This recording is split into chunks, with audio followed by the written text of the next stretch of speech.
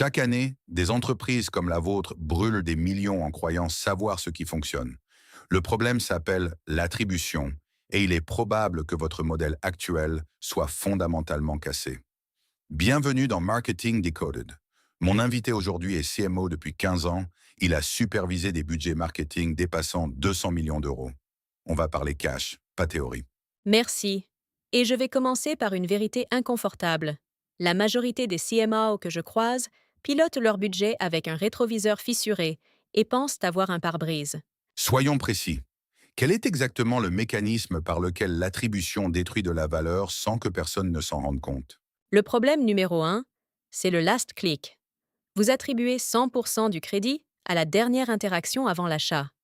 Concrètement, si un client vous découvre via une campagne brand sur YouTube, revient 3 fois via du contenu organique, puis clique sur une annonce Google Shopping avant d'acheter, Google Shopping prend toute la gloire. YouTube est sous-financé, le contenu est abandonné, et vous optimisez pour le mauvais canal. Procter Gamble a coupé 200 millions de dollars de budget digital en 2017.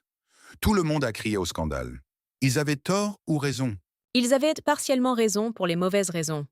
Ils ont coupé sur la fraude et la brand safety, pas sur l'attribution. Mais l'effet a été révélateur. Leurs ventes n'ont pas bougé.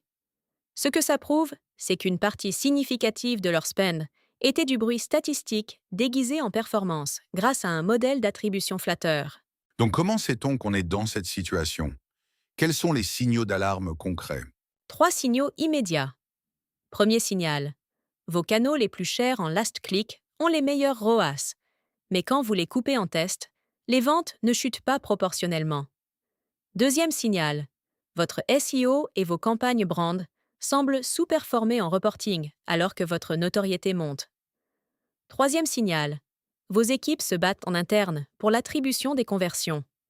Si vos équipes se disputent, c'est que le modèle ne reflète pas la réalité. Vous avez travaillé avec une enseigne retail française qui a complètement revu son attribution. Qu'est-ce qui s'est passé concrètement? Une enseigne du secteur mode. 80 millions de budget annuel. On a implémenté un modèle data-driven, couplé à des tests d'incrémentalité géographique. Résultat, on a découvert que leur retargeting cannibalisait 30% de conversions qui auraient eu lieu organiquement. Ils ont réduit ce poste de 40%, réalloué sur du prospecting haut de funnel, et ont gagné 12 points de croissance incrémentale en 18 mois. Les tests d'incrémentalité, c'est la solution universelle? C'est la moins mauvaise solution disponible aujourd'hui. Le marketing mix modeling donne la vision macro sur 18 à 24 mois. Les tests d'incrémentalité donnent la vérité tactique à court terme. L'un sans l'autre, vous êtes borgne. Les deux ensemble, vous avez une vision binoculaire. Meta et Google proposent leurs propres outils de lift testing. Mais attention, laisser le média owner mesurer sa propre efficacité, c'est confier la caisse au voleur.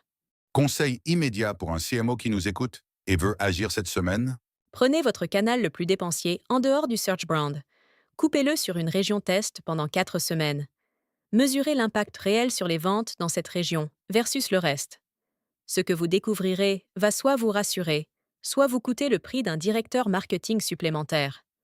Dans les deux cas, vous saurez enfin ce que vous achetez vraiment.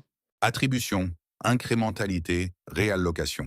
Le sujet n'est pas sexy, mais il est la différence entre un CMO qui dure et un CMO qu'on remercie.